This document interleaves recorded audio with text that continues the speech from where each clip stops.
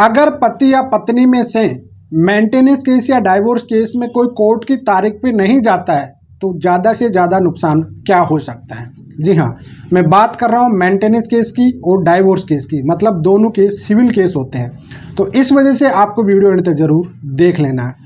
तो चलिए दोस्तों, नो टाइम पास नो बकवास, सीधा करते हैं काम की बात। मैं हूं हंस। सेकंड बात दोस्तों, कमेंट में नंबर ना छोड़े।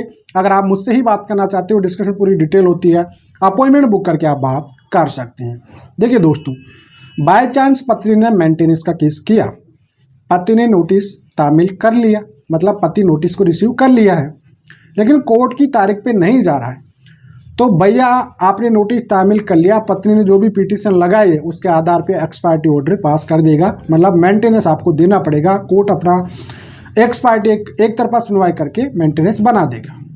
उसी प्रकार से पति ने डाइवोर्स का केस किया, पत्नी नहीं आ रही है, तो भैया नोटिस तामील कर चुकी है, तो ऐसी सिचुएशन में भैया कोर्ट पति की सुनवाई करके पति के पक्ष में एक्सपायर्टी ऑर्डर पारित कर देगा।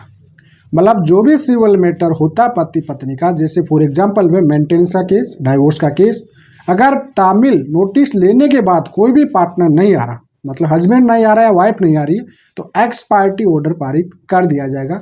एक तरफा सुनवाई करके उसमें एक्सपायर्टी ऑर्डर पारित कर दिया जाता है।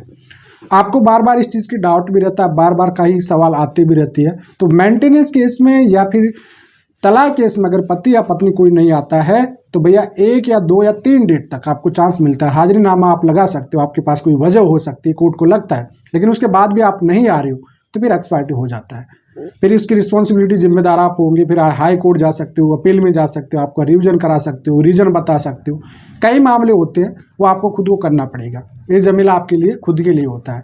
तो आई होप आपको समझ में आ गया होगा कि मेंटेनेंस केस में या डाइवोर्स केस में अगर कोर्ट नहीं जाते हो तो कोर्ट से आपको क्या नुकसान उठाना पड़ सकता है। अगर पत्नी मिस करती है डाइवोर्स केस में तो एक्सपायर्टी डाइवोर्स पति को मिल जाएगा।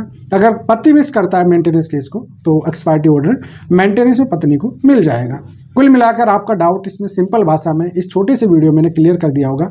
फिर भी अगर आपका डाउट रहता है तो कमेंट में छोड़ दीजिए। चलिए फिलहाल आज के लिए इतना ही। जय हिंद, वंदे मातरम।